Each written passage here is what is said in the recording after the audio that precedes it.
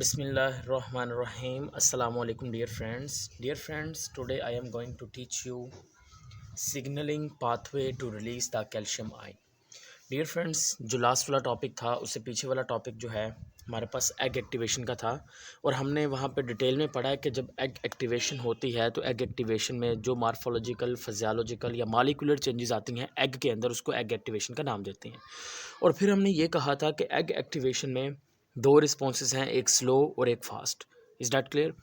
तो वहाँ पर हमें जो मेन मैकेनिज़्म देखने को मिल रहा था, जो चीज़ मेन रोल प्ले कर रही थी, वो हमारे पास क्या थी? कैल्शियम का ये आयन मौजूद था। यानी कि आपके पास जो एग एक्टिवेशन है उसमें किसका रोल होता है? कैल्शियम आयन का रोल होता है। अब डियर फ्रेंड्स, आज के इस टॉपिक में हम ये जानने की कोशिश करेंगे कि ये जो कैल्शियम का आयन है ये असल में रिलीज़ कहाँ से होता है।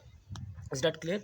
यानी कि जैसे ही स्पर्म जो है वो एग के साथ आके फ्यूज़ होता है तो उसकी फ्यूजन के नतीजे में ये कैल्शियम आयन किस तरह से रिलीज़ होता है, इसका सिग्नलिंग पाथवे कौन सा होता है। डियर फ्रेंड्स, अगर हम इसके सिग्नलिंग पाथवे की बात करते हैं तो इसका जो मेन सिग्नलिंग पाथवे है that is the IP3 pathway. अब IP3 जो पाथवे है it is stands for inositol 1,4,5 triphosphate. Inositol 1,4,5 triphosphate. अब ये जो इनोसिटोल 1,4,5 ट्राईफॉस्फेट होता है डियर फ्रेंड्स, इस पाथवे के ज़रिए से क्या होता है? कैल्शियम रिलीज़ होता है। मैं आपको अभी तकरीबन थोड़ी देर बाद आपको बताता हूँ कि ये IP3 किस तरह से कैल्शियम को रिलीज़ करता है। अब डियर फ्रेंड्स देखिए, स्पर्म सेल आया, स्पर्म सेल आके अटैच हुआ एग सेल के साथ। जैसे स्पर्म सेल आके एग सेल के साथ अटैच होता है तो अटैचमेंट के नतीजे में डियर फ्रेंड्स जो एक्स्ट्रा सेलुलर फ्लूइड होगा ना, उस एक्स्ट्रा सेलुलर फ्लूइड के अंदर चेंजेस आएंगे। यानी कि एक्स्ट्रा सेलुलर मीडियम में क्या आई? चेंजेस आई। अब ये जो एक्स्ट्रा सेलुलर मीडियम है ना, जिसके अंदर चेंजेस आ रही हैं, इस एक्स्ट्रा सेलुलर मीडियम में चेंजेस आने के नतीजे में डियर फ्रेंड्स एक सिग्नल प्रोड्यूस होगा जो कि जाके अटैच हो जाता है एक प्रोटीन, एक सिग्नल जो कि जाके अटैच हो जाएगा एक प्राइमरी सिग्नल जी प्रोटीन के साथ। किसके साथ जाके अटैच हो जाएगा? जी प्रोटीन के साथ जाके क्या हो जाएगा? अटैच हो जाएगा। अब ये जो जी प्रोटीन होगी, ये जी प्रोटीन क्या करेगी डियर फ्रेंड्स? जी प्रोटीन असल में एक्टिवेट करेगी एक सेकंड केमिकल मैसेंजर को एक्टिवेट कर देगी। यानी कि साइक्लिक AMP या साइक्लिक जो GMP है उसको क्या कर देगी? एक्टिवेट कर देगी। साइक्लिक एडिनोसिन मोनोफास्फेट या साइक्लिक ग्वानोसिन मोनोफास्फेट को क्या कर देगी डियर फ्रेंड्स? ये एक्टिवेट कर देगी। अब ये दोनों जो सेकंड केमिकल मैसेंजर्स होंगे ये मूव करेंगे और ये मूव करके किसके पास जाएंगे? आपने कहना है दे मूव्स टुवर्ड्स द PLC, फास्फोलाइपेज सी की तरफ चले जाएंगे। किधर जाएंगे? फास्फोलाइपेज सी के पास जाएंगे। अब ये जो फास्फोलाइपेज सी होगा डियर फ्रेंड्स, ये फास्फोलाइपेज सी ये क्या करेगा डियर फ्रेंड्स? ये असल में मेम्ब्रेन के अंदर मौजूद एक कंपाउंड, एक प्रोडक्ट कह लें, जिसका हमारे पास नेम होता है PIP2। अब PIP2 का मतलब क्या होता है डियर फ्रेंड्स? PIP2 का मतलब ये होता है कि it is abbreviated for phosphatidyl inositol 1,4,5 biphosphate. Is that clear? क्या मैंने कहा इसको आप नाम याद रखने हैं, ये लाजमी तौर पर, ये बहुत इंपॉर्टेंट है। फास्फा, PHOSA, फास्फा टिडाइल, यहाँ पे टी आएगा, फास्फा टिडाइल इनोसिटोल 1,4,5 बाई फास्फेट। 1,4 बटा बाई आ गया तो यहाँ पे दो फास्फेट्स होंगे जो कि पोजीशन नंबर 4 और 5 पे अटैच होंगे। तो आपको ये याद रखना है, हम इसको नाम देंगे 4,5 bi phosphate.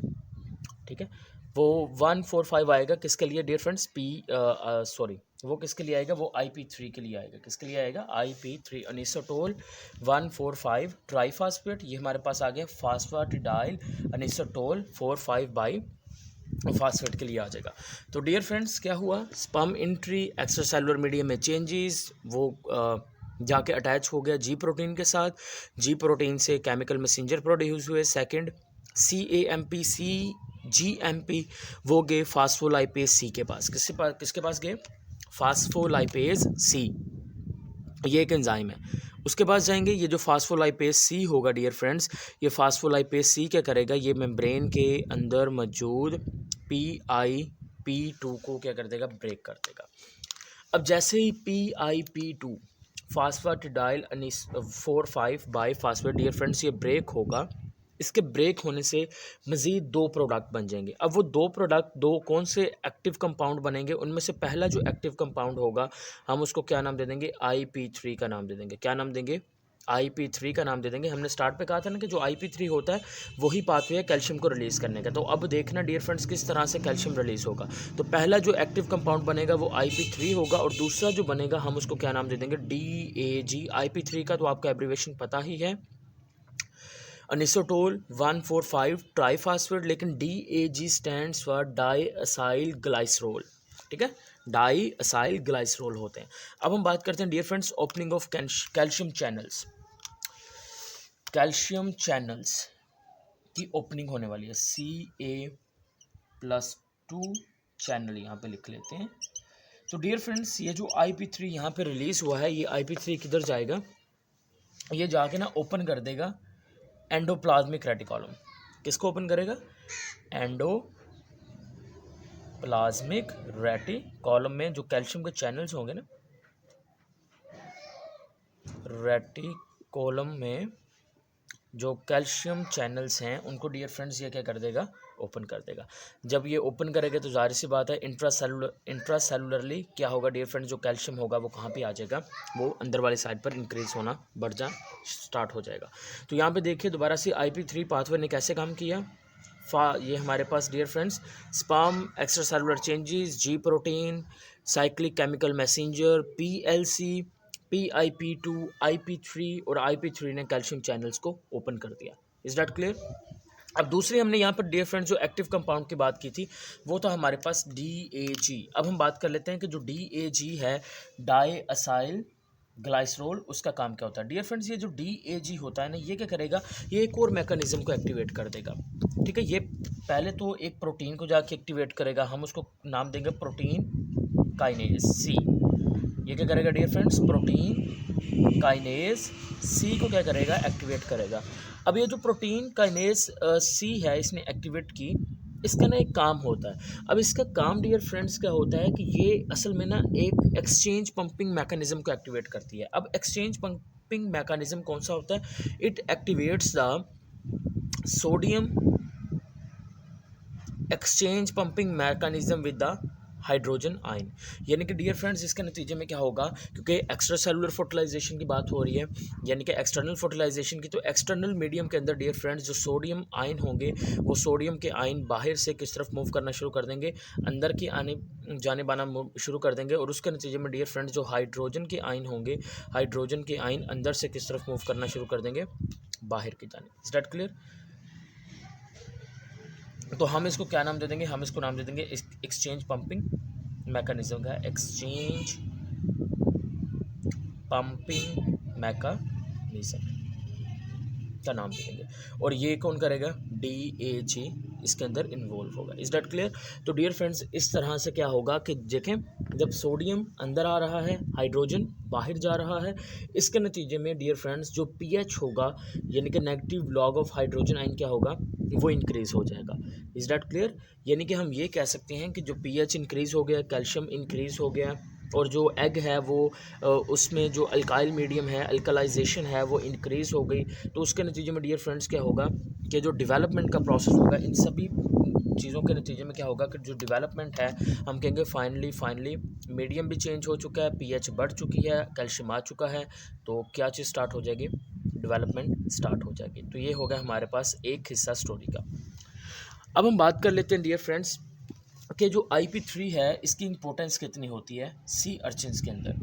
Importance of IP3 in sea urchins. Is that clear. Dear friends अगर हम सी अर्चिन्स की इम्पोर्टेंस की बात करते हैं ना, तो इम्पोर्टेंस तो आपको एक पॉइंट से समझ आ ही जानी चाहिए।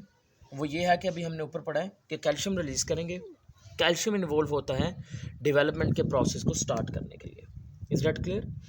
लेकिन ये जो IP3 है, ये IP3 उस साइड से रिलीज होना शुरू हो जाएगा जहाँ से स्पर्म क्या हुआ है, एंटर हुआ है, यानी कि स्पर्म एंट्री साइड से, स्पर्म एंट्री जो साइट है वहाँ से डियर फ्रेंड्स क्या चीज़ रिलीज होना शुरू हो जाएगी, IP3 एग के अंदर, और वहाँ से आप डिटेक्ट भी कर सकते हैं। लेकिन अगर किसी वजह से डियर फ्रेंड्स ये जो IP3 है इसकी कंसंट्रेशन कम हो जाती है, ये इनहिबिट हो जाती है, inhibition of IP3 due to some reasons.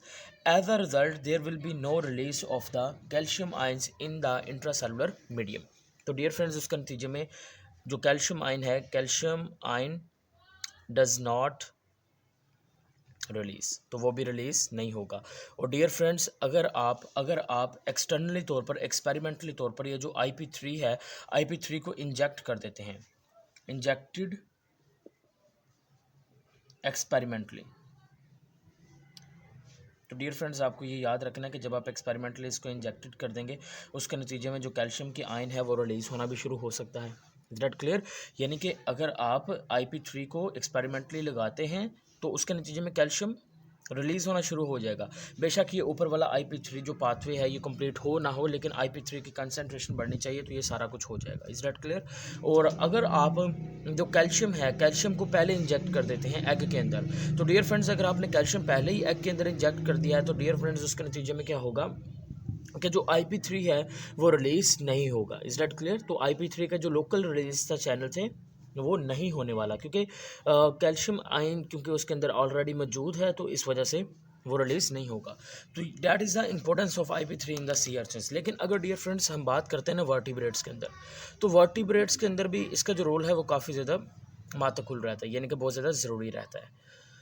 अब डियर फ्रेंड्स वर्टिब्रेट्स की बात करें तो आपने एक चीज़ याद रखनी है कि जिस तरह से सी अर्चिन्स के अंदर IP3 की इम्पोर्टेंस है, इसी तरह से वर्टिब्रेट्स के अंदर भी है, यानी कि हम ये कहेंगे सिमिलर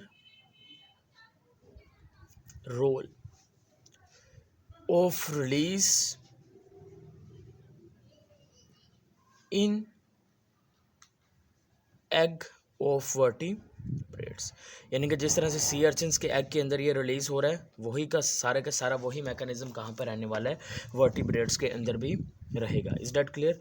तो बस आपको ये चीज़ याद रखनी है, यानी कि जैसे वहाँ पे रिलीज़ हो रहा था एंडोप्लाज्मिक रेटिकुलम से, यहाँ पर भी कौन रिलीज़ करेगा, जो एंडोप्लाज्मिक रेटिकुलम है अंदर वाली साइड पर मौजूद है वही इसको क्या करने वाला है, रिलीज़ करने वाला है। अब डियर फ्रेंड्स हम दूसरे पॉइंट की तरफ चलते हैं, और सबसे जो ज़रूरी पॉइंट है वो ये है कि फास्फोलाइपेज सी PLC जो कि जनरेटर है किस चीज़ का, फास्फोलाइपेज जनरेटर होता है IP3 का, क्योंकि फास्फोलाइपेज ही इसको टूटता तोड़ता है जिसके नतीजे में IP3 बनता है। इसका मतलब ये हुआ कि जो फास्फोलाइपेज है जो कि इस सारे मैकेनिज्म को स्टार्ट करवा रहा है, वो फास्फोलाइपेज असल में कहाँ से आता है, वो रिलीज़ कहाँ से होता है, ये बात समझ में अभी तक नहीं आई। लेकिन इसके बारे में ना थोड़ी बहुत थ्योरीज मौजूद हैं, लेकिन हमें एग्जैक्ट इसका मैकेनिज्म मालूम नहीं है, यानी कि कौन इस LP3 को एक्टिवेट कौन करता है, इनिशिएट कौन करेगा LPC को। और डियर फ्रेंड्स लेकिन एक चीज़ लाजमी हमें पता है वो ये है कि जो LPC एक्टिवेशन मैकेनिज्म है ना, ये डिफरेंट स्पीशीज़ में डिफरेंट है। डिफरेंट स्पीशीज़ के अंदर different species have different mechanism to release the mechanism to release PLC को रिलीज़ करने के लिए इनके अंदर जो मैकेनिज्म होता है डियर फ्रेंड्स वो क्या होता है, डिफरेंट होता है। अब डियर फ्रेंड्स अगर हम यहाँ पर बात करते हैं ना कि PLC के बारे में, यानी कि जो PLC होता है वो असल में डियर फ्रेंड्स एक फैमिली है जिससे ये बिलोंग करता है, that is the gamma GAMMA gamma family of enzyme.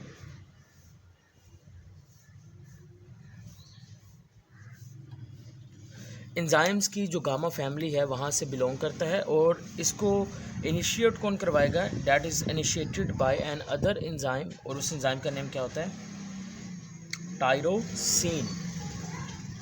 Tyrosine kinase. और लेकिन ये हम बात किसके अंदर कर रहे हैं, ये आपको चीज़ याद रखनी है कि ये जो मैकेनिज्म की बात हो रही है ये इकाइनोडर्म्स में बात की जा रही है, इकाइनोडर्म्स डर्म, यानी कि अगर हम एकाइनोडर्म के अंदर पीएलसी को स्टडी करते हैं ना कि ये कहाँ से रिलीज़ होता है, तो आपको याद रखना है कि जो पीएलसी एकाइनोडर्म के अंदर रिलीज़ होता है वो कहाँ से रिलीज़ होगा, वो टायरोसिन काइनेज रिलीज़ होगा। टायरोसिन काइनेज के रिलीज़ होने के बाद पीएलसी जो कि गामा फैमिली से बिलोंग करता है, और इसी वजह से हम उसको क्या नाम देंगे, हम इसको डियर फ्रेंड्स नाम देते हैं पीएलसी गामा, क्योंकि ये गामा फैमिली से क्या करेगा, बिलोंग करेगा। तो डियर फ्रेंड्स वो उसकी इनिशिएशन के लिए क्या होता है, रिस्पॉन्सिबल होता है। Is that clear? तो आपको ये चीज़ याद रखनी है कि एकाइनोडर्म में ये जो पीएलसी गामा है ये एक्टिवेट किया जाएगा through the ji protein. Ji protein tyrosine kinase क्या करेगा, उसको एक्टिवेट करेगा, यानी कि एक्टिवेट करने के लिए किसको पैगाम दिया जाएगा, कौन सा मैसेंजर होगा, हमारे पास जी प्रोटीन होगा। और tyrosine kinase belong to the SRC family, SRC kinase family, ये भी एंजाइम की एक फैमिली है, वहाँ से ये बिलोंग करते हैं।